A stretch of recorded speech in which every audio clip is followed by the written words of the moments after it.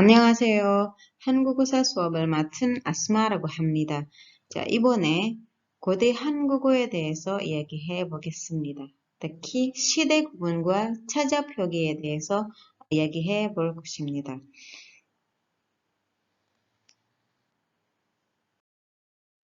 Baik, jadi kali ini kita akan membahas tentang Gote Hangugo atau bahasa Korea kuno, gitu kan?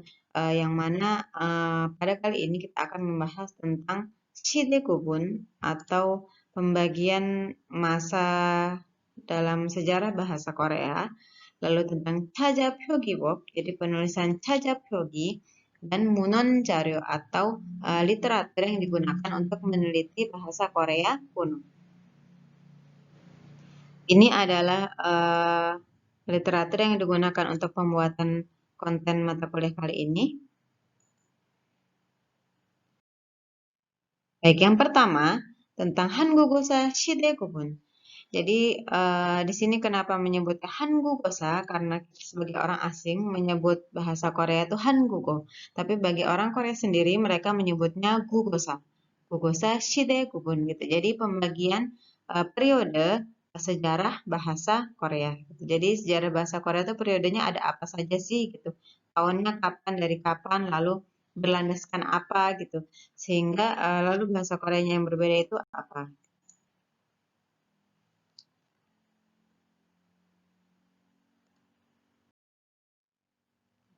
Nah, kalau dilihat dari ini, timeline ini, gitu kan, maka ada 5 tahapan, gitu, ada 5 periode bahasa Korea. 3, 4, 5, gitu. Ini menurut Igimun Kyosunim, gitu, menurut Profesor Igimun, gitu, yang mana beliau membaginya menjadi 5. Tetapi para ahli itu berbeda-beda, ada yang hanya membaginya menjadi 3, ada yang membaginya menjadi 4, gitu kan. Tergantung alasan mereka saat membagi periode-periode tersebut, gitu. Nah, kali ini kita akan membahas yang digunakan oleh Profesor Igimun. Oke, yang pertama adalah Gode Hangugo atau bahasa Korea kuno, gitu kan. Jadi ini yang akan kita bahas pada perkuliahan kali ini dan pekan depan, gitu, terkait bahasa Korea kuno, gitu. Jadi bahasa Korea kuno itu dimulai, gitu kan, dari zaman Samguk Shide atau zaman 3 kerajaan, yaitu Silla, Baekje, dan Goguryeo, gitu kan. Jadi zaman 3 kerajaan itu. Sebelumnya mungkin ya orang Korea, bahasa Korea itu sudah ada gitu, tapi karena literaturnya bisa dikatakan hampir tidak ada gitu kan, maka dimulainya itu dari Samguk Shide gitu. Jadi yang memang bisa dilihat literaturnya dari zaman 3 kerajaan, lalu sampai Tungil Silla Myeolmang atau kehancuran atau runtuhnya eh, penyatuan kerajaan Silla gitu kan. Jadi kan awalnya itu ada 3 kerajaan, Samguk Shide gitu kan. Ada Baekje, Goguryeo, dan Silla. Lalu dari Silla itu menaklukkan Goguryeo dan Baekje sehingga menjadi Tongil Silla. Gitu. Jadi Gode Hangugo itu sampai abad ke-10. Nah, jadi untuk Profesor Igmun ini sendiri itu membaginya berdasarkan dinasti-dinasti gitu kan, berdasarkan kerajaan-kerajaan yang mana bahasanya itu dia berbeda gitu kan. Oke. Nah, selanjutnya ada Jeongi Jungse Hangugo atau bahasa Korea Jungse pertengahan yang awal gitu. Jadi bahasa Korea pertengahan awal gitu. Dan di sini ada Hugi Jungse Hangugo atau bahasa Korea pertengahan akhir. Kebanyakan para ahli itu menggabungkan ini menjadi satu. Jadi disebut saja Jungse Hangugo gitu kan. Tetapi untuk Profesor Igimun ini sendiri itu membaginya menjadi 2 dengan dibatasi oleh Hunmin Dongam. Jadi terbentuknya Hunmin Dongam atau Hangul itu menjadi pembatas antara Jeongi Jungse Hangugo dan Hugi Jungse Hangugo. Jadi setelah kerajaan Silla, dinasti Silla itu runtuh, maka terus kemudian muncullah dinasti Goryeo gitu kan. Nah, jadi Goryeo Gonpuk. Jadi dimulai dari abad ke-10 sampai pembuatan Hunmin Jeongam yaitu sudah mulai Joseon ya, gitu kan, sampai pertengahan abad ke-15 itu disebutnya Jeongi Jungse Hangugo. Nah, setelah adanya Hunmin Jeongeum itu disebutnya Hugi Jungse Hangugo atau bahasa Korea pertengahan akhir gitu, yang dimulai dari pertengahan abad ke-15 sampai akhir abad ke-16. Jadi dimulai dari dibuatnya Hangul atau Hunmin Jeongeum sampai Imjinweran. Imjinweran ini perang antara Jepang dan Korea. Kan? Pertama kalinya Jepang itu menyerang Korea lewat laut. Gitu kan. Nah, itu peristiwa tersebut gitu kan itu menjadi penanda berakhirnya masa Jungse Hangugo atau bahasa Korea pertengahan. Selanjutnya ada Gende Hangugo atau bahasa Korea modern. Nah, bahasa Korea modern ini itu dimulai dari tadi ya, perang Korea dan Jepang, Imjinweran, dan berakhir pada peristiwa Gabu Gehyok atau revolusi Gapo gitu kan, yang berakhir pada akhir abad ke-19 atau tahun 1800-an berarti gitu kan. Jadi itu adalah masa-masa Gende Hangugo. Nah, yang terakhir adalah Hyundai Hangugo atau bahasa Korea kontemporer. Ini bahasa Korea yang kita pelajari, gitu kan. Jadi orang asing itu jelas belajarnya itu Hyundai Hangugo, bukan Gote Hangugo atau Jungse Hangugo, gitu kan. Nah, karena yang digunakan oleh orang Korea sekarang yaitu ini Hyundai Hangugo. Jadi mulai dari akhir abad ke-19 sampai saat ini. Nah, pembagian ini itu dia berlandaskan banyak hal. Salah satunya adalah pemindahan ibu kota gitu. Ada juga misalkan ini Gendehan Gugo. Ini dia saat mulainya Jepang itu masuk ke Korea, itu berarti ada banyak kosakata-kosakata yang dari Jepang itu masuk ke Korea gitu. Sehingga bahasa Korea sendiri pun mengalami banyak perubahan.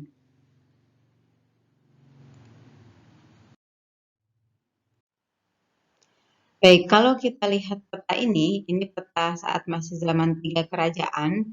Di sini ada Goguryeo, ada Baekje, ada Silla, dan ada Gaya. Gaya di sini biasanya jarang disebut karena termasuk kerajaan kecil, gitu kan. Dan lalu kemudian Silla menaklukkan Baekje dan Goguryeo sehingga menjadi Tongil Silla. Jadi dinasti Silla gitu yang berpusat, yang beribu kota di sini di Silla atau di Gyeongju sekarang gitu kan. Nah, jadi dulu bahasa Korea itu bahasa standarnya bukan bahasa Seoul tetapi bahasa Gyeongju gitu kan. Jadi jelas dialeknya beda gitu, kata-katanya berbeda gitu kan sehingga apa namanya tidak bisa disamakan dengan bahasa yang dipakai di sini di Goguryeo ataupun di Baekje gitu kan. Nah, jadi pusat ibu kotanya jadi pusat bahasanya itu ada di Silla. Peninggalannya juga banyak di Silla, gitu di Gyeongju. Oke. Nah, lalu setelah digabungkan dengan ibu kota di Silla, lalu dinasti Silla itu runtuh. Kita lihat di sini, ini ada kerajaan Goryeo, gitu kan. Nah, kerajaan Goryeo ini, jadi dari yang awalnya itu ibu kotanya di sini, Gyeongju, Gemsong ya, bahasa dulunya Gemsong, gitu kan. Nah, setelah terus kemudian itu menjadi dinasti Goryeo, maka ibu kota yang awalnya di Gyeongju itu pindah ke Gemsong atau ke Songak. Ini dia ada di Korea Utara sekarang, gitu kan. Nah, jadi yang awalnya itu dialek Gyeongbuk, gitu, yang awalnya dialek Saturingnya itu dari Gyeongju, itu pindah ke Geseng itu jelas sangat berbeda, gitu kan. Jadi dari yang selatan pindah ke utara sehingga kiblat bahasanya itu juga berbeda gitu kan. Nah, maka dari itu Profesor Iqbal itu membaginya menjadi seperti itu gitu karena setelah Silla runtuh menjadi Goryeo, ibu kota pindah dan kiblat bahasa itu juga pindah gitu kan. Sehingga karakter bahasanya itu berbeda. Nah, di sini kalau misalkan kita jalan-jalan di Korea, itu kebanyakan yang jalan-jalan sejarahnya itu hanya ada di Gyeongju saja karena peninggalan kerajaan Silla itu yang memang masih banyak gitu. Nah, peninggalan kerajaan Goryeo itu dia karena ada di Korea Utara gitu sehingga jelas tidak bisa jadikan tempat wisata gitu kan. Nah, oke selanjutnya ini zaman dinasti Joseon. Itu mulai dari abad ke-15. Ini adalah bentuk gambaran Korea Utara dan Korea Selatan yang sekarang gitu. Ini batasnya ya sekitar ini gitu kan. Nah, jadi awalnya itu kan di sini ya, sekitar sini ibu kotanya itu di Gesong gitu kan. Nah, lalu berpindah ke Hansong atau Seoul, Hanyang. Hanyang, Hansong, Seoul itu nama yang sama gitu. Hanya Seoul itu nama sekarang. Dulunya disebut Hanyang atau Hansong gitu kan. Nah, jadi yang awalnya itu di sini Gesong dari yang awalnya dari selatan ya tadi ya selatan pindah ke utara gitu kan. Lalu pindah ke tengah-tengah. Nah, otomatis bahasanya itu juga berbeda gitu kan. Ada perubahan bahasa kiblatnya itu, bahasa standarnya itu berbeda gitu sehingga lalu kemudian akhirnya apa namanya dibagi gitu masa masa periode bahasa itu gitu kan.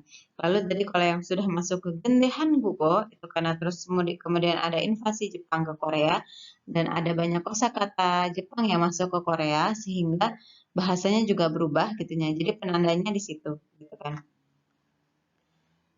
Oke, ini tadi ya alasan pembagian periode sejarah bahasa Korea.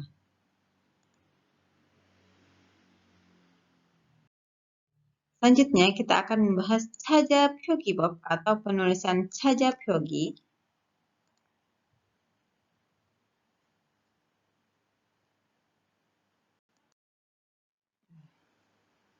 Nah, untuk penulisan Chaja Pyogi, jadi apa sih yang dimaksud dengan Chaja Pyogi gitu kan? Jadi Chaja Pyogi, jadi orang Korea dulu itu sudah ngomong pakai bahasa Korea secara lisan gitu.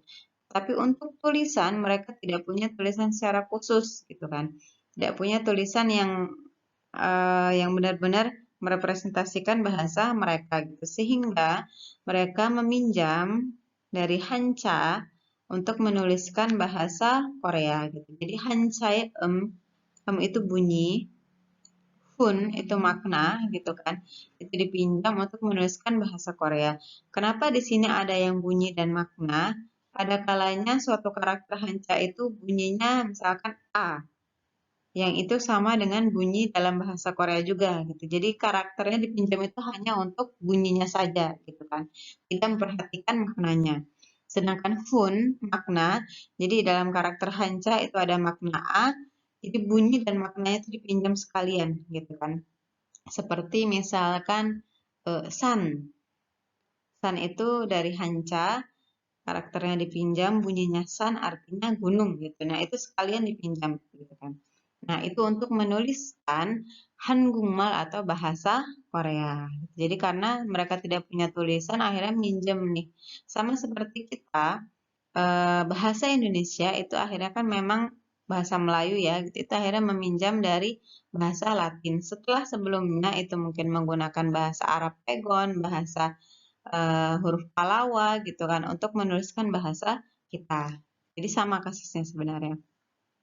Nah, sebelum Funmin Dongem atau Hangul, jadi bahasa Korea itu sebenarnya sudah ada tetapi tidak ada penulisannya gitu sehingga meminjam Hancha. 여기가 없어서 한자를 빌렸습니다. Oke. Nah, Chaja Pyogi sendiri itu dibagi menjadi 4 hal. Yang pertama, Goyu Myongsa Pyogi atau penulisan nama diri. Yang dimaksud dengan Goyu Myongsa ini nama orang, nama jabatan, nama tempat. Jadi sama seperti misalkan saya, Asma. Misalkan ada yang namanya Rizal, ada yang namanya Risma gitu. Itu adalah Goyu Myongsa. Atau Seoul, Bandung, Jakarta, Singapura yang memang hanya satu-satunya itu juga disebut dengan Goyu Myongsa. Nah, itu dituliskan gitu kan. Jadi saat Gotihan Gupo atau bahasa Korea kuno dituliskan dalam bahasa dengan dalam Chaja Pyogi. Nah, lalu yang kedua itu Idu. Nah, Idu ini dia menuliskan Hanja tapi dengan struktur kalimat bahasa Korea gitu kan. Lalu Google ini dia Hanja yang dipinjam untuk menuliskan karakter-karakter tata bahasa Korea. Lalu Hyangchal. Ya, nanti kita bahas satu persatu.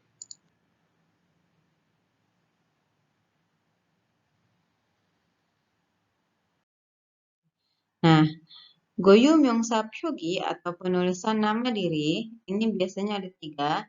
Jingmyong atau nama orang, Gwanmyong atau nama jabatan, Jimyong atau nama tempat. Nah, di sini Jingmyong atau nama orang itu ada contohnya di sini Hyoko Sewang atau nama raja Shilla gitu kan. Nah, di sini karakter ini itu Hyok yang artinya bersinar gitu kan. Lalu ini ada Go. Ini dipinjam bunyinya aja gitu kan. Se ini Shide periode itu juga hanya dipinjam bunyinya saja. Yang Wang ini dia dipinjam bunyi sekaligus maknanya gitu. Nah, jadi karakter Hancha ini itu digunakan untuk menuliskan nama raja Shilla pada saat itu gitu kan. Jadi karena mereka tidak punya tulisan, mereka minjem karakter Hancha. Nah, lalu yang kedua Jimyong atau penulisan nama tempat. Contohnya di sini Shilla itu dituliskan Sarah dengan meminjam karakter Hancha. Jadi Sarah gitu. Tapi maksudnya adalah Shilla. Ada juga Gwanmyong atau nama jabatan. Di sini ada Marip dan pinjam bunyinya gitu kan yang berarti panggilan untuk raja saat Shilla gitu. Jadi saat memanggil raja. Nah, ini Goyumyongsa Pyogi. Ini mulai ada sejak kerajaan Shilla dan lalu dinasti Shilla gitu kan. Jadi untuk penulisan nama raja, nama tempat, nama jabatan itu meminjam Hancha.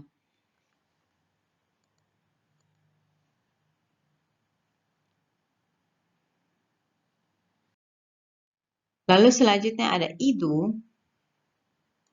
Di Idu atau Ridu, Hanchae Hangugo Pyogibobe Hangajida gitu. Jadi salah satu cara penulisan bahasa Korea yang menggunakan Hancha gitu kan. Dan idu는 한국어의 어순에 조사와 어미 등까지 표기한다.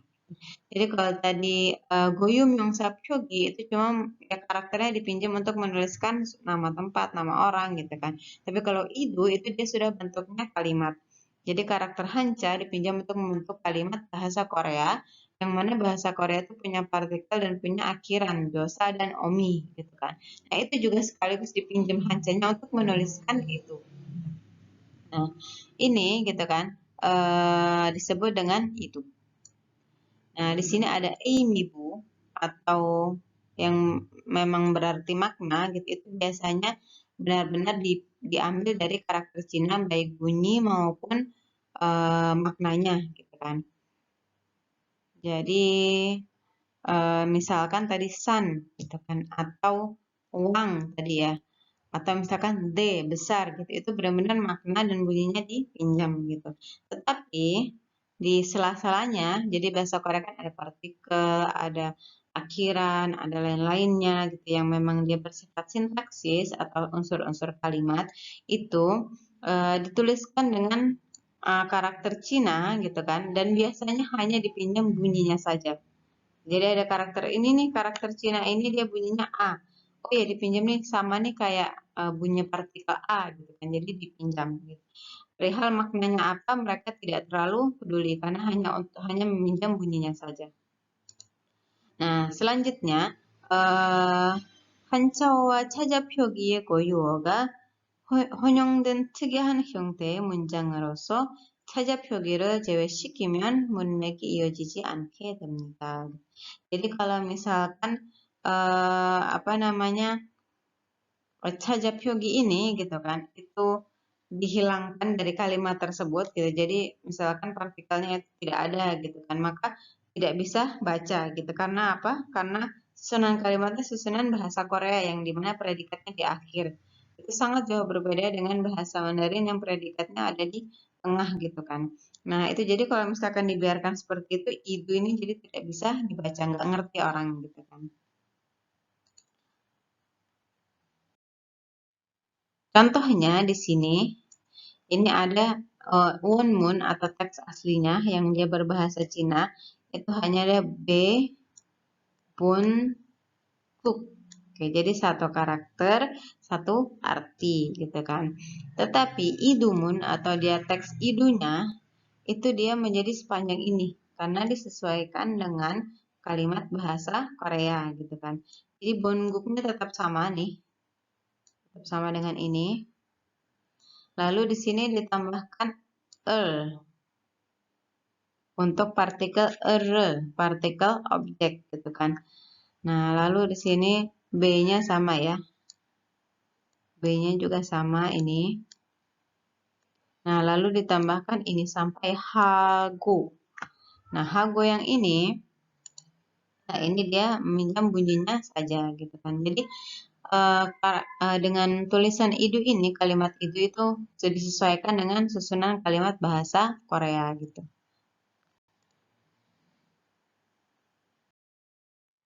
Selanjutnya ada Google. Google itu 한문 원문의 국어의 조사와 어미만을 표기한 것이다. Jadi 원문 itu teks asli. Hanmun itu karakter Cina gitu, karakter Hancha itu disebutnya Hanmun. Jadi teks asli Hancha yang memang dia buku isinya full Hancha gitu, yang berasal mungkin dari Cina, bukunya itu dibawa ke Korea gitu kan. Nah, lalu ditambahkan Google atau dia karakter untuk menunjukkan josa, partikel, dan omi akhirannya gitu kan. Jadi karena dalam Hanmun, dalam teks Hancanya itu tidak ada partikel, tidak ada akhiran gitu kan. Sehingga orang Korea ketika membaca itu agak sulit gitu. Lalu ditambahkan Google penanda gitu untuk menandakan oh ini subjek, oh ini objek, ini partikel ini partikel itu, ini akhiran itu, sehingga mudah dibaca oleh orang Korea. Contohnya di sini ini ada i ya gitu kan. Jadi partikel subjek i, lalu enen, lalu akhiran hago gitu kan. Akhiran di sini ya untuk memanggil gitu kan, atau di akhiran akhir gitu. Nah, ini karakter-karakter Google. Dan sebagaimana yang sudah dilihat di sini, yang kecil-kecil ini, kebanyakan karena karakter Hancha itu ribet dan banyak goresannya, dan Google itu hanya untuk penanda partikel dan akhiran, maka karakter Hancha tersebut disederhanakan. Diambil busu atau kepalanya saja gitu untuk menandakan Google tersebut gitu. Jadi kayak di sini, misalkan ini ya, jadi ada yang atasnya gitu kan, yang ini, dan ada karakter chill yang diambil hanya karakter ini aja gitu kan. Jadi untuk menyingkat. Contohnya di sini. Nah, ini teksnya. Jadi ini teksnya gitu kan. Di sini kalau lihat di sini hancanya nih. Ini hancanya yang besar-besar ini ya. Yang besar-besar ini hancanya gitu kan. Nah, lalu yang kecil-kecil ini itu Google gitu. Jadi ada tambahan, oh ini dia tambahin partikel I, subjek. Ini ditambahkan partikel E, objek gitu kan, untuk memudahkan membaca.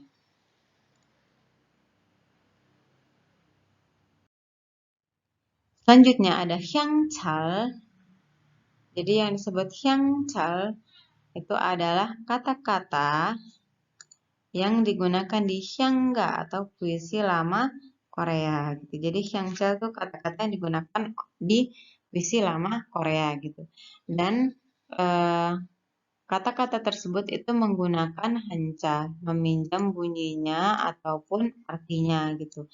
Dan untuk hyangchal ini dibandingkan dengan idu atau Google tadi kan hanya karakter khusus ya gitu kan.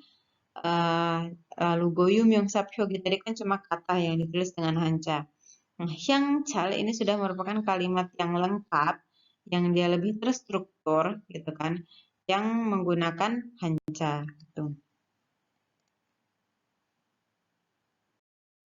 Nah, jadi contohnya di sini, ini ada hancanya ini. Ini hangul di bawahnya itu adalah apa namanya penerjemahannya, gitu kan. Nah, kita ambil yang ini. Jadi di sini ada 5 karakter ini yang digunakan untuk mengungkapkan nanen ganda. Oke. Yang mana setiap karakter ini beda-beda. Yang nanen ini dipinjam maknanya juga. Yang nen, partikel nen karena dia partikel hanya dipinjam bunyinya saja. Lalu gada itu dipinjam maknanya. Nienda, nian ini dipinjam bunyinya aja gitu. Da di akhir itu dipinjam maknanya. Jadi ini untuk mengungkapkan suatu kalimat lengkap dalam bahasa Korea gitu. Jadi kalau orang Cina membaca ini mungkin mereka juga akan bingung ini maksudnya apa. Karena ada karakter-karakter yang dia hanya dipinjam bunyinya aja gitu dan untuk menuliskan bahasa Korea. Nah, itu tadi tentang Chajapyeogi atau penulisan bahasa Korea menggunakan karakter Hanja. Selanjutnya, kita akan membahas tentang Munon Daryo atau literatur yang digunakan untuk meneliti Godae Gugo atau bahasa Korea. Sebenarnya ada banyak literatur untuk meneliti bahasa Korea kuno atau Godae Hangugo, tetapi literatur yang paling sering disebut dan memang yang dia cukup terpercaya ada 4 ini, yang biasanya merupakan perwakilan dari Godae Hangugo. Yang pertama itu ada Samguk Sagi, ada Samguk Yusa. Keduanya sama-sama bercerita gitu mengisahkan tentang kisah 3 kerajaan gitu, 3 kerajaan yang Cina ya sebenarnya gitu kan. Nah, tetapi bedanya kedua ini adalah penulisnya berbeda gitu kan. Lalu untuk Samguk Sagi sendiri itu lebih ke dia Yugyo atau Konfusianisme. Tuh, jadi sudut pandangnya. Sedangkan Samguk Yusa karena dia lebih terakhir ya gitu kan. Dia lebih ke arah Buddhism gitu kan. Jadi lebih arah dari sudut pandang agama Buddha gitu. Sehingga kedua-duanya meskipun kisahnya mengisahkan hal yang sama tetapi terdapat perbedaan. Lalu ada Gyerim Yusa. Gyerim Yusa itu dia merupakan literatur dari Cina gitu kan, di mana seorang yang bernama Sun Mok itu dia em, menyusun kosakata-kosakata yang ada di kerajaan Goguryeo gitu yang berada di Korea gitu kan. Nah, itu disusun kosakatanya dan itu dalam bahasa bahasa Cina atau dalam Hancha gitu. Jadi ini sebenarnya Gyerim Yusa ini isinya kosakata bahasa Korea tetapi dituliskan oleh orang Cina gitu yang bernama Sonmok tadi itu. Gitu. Nah, jadi makanya di sini cukup banyak kata-kata yang bisa diambil gitu, yang bisa diteliti bahasanya. Nah, lalu selanjutnya ada yang terakhir, ini dia nama sebuah prasasti gitu kan, tahun 552. Jadi prasasti ini dia itu memuat sedikit tentang bahasa bahasa yang digunakan di zaman Gode Hangugo. Jadi keempat ini itu merupakan literatur utama yang ada di dalam Gode Hangugo atau bahasa Korea kuno. Baik, jadi kita tadi sudah membahas tentang pembagian periode sejarah bahasa Korea yang mulai dari Gode Hangugo, Jeongi, Jungse Hangugo, Hugi, Jungse Hangugo, Gende Hangugo hingga bahasa Korea yang sekarang atau Hyundai Hangugo. Lalu kita juga tadi sudah membahas tentang Chajapyeogi, yaitu penulisan bahasa Korea menggunakan karakter Hanja, karakteristiknya seperti apa. Dan terakhir tadi kita sudah membahas sedikit tentang literatur untuk meneliti bahasa Korea kuno. Jadi itu materi pada pertemuan ketiga. Semoga bermanfaat. 그럼 이번 수업은 마치겠습니다. 수고하셨습니다.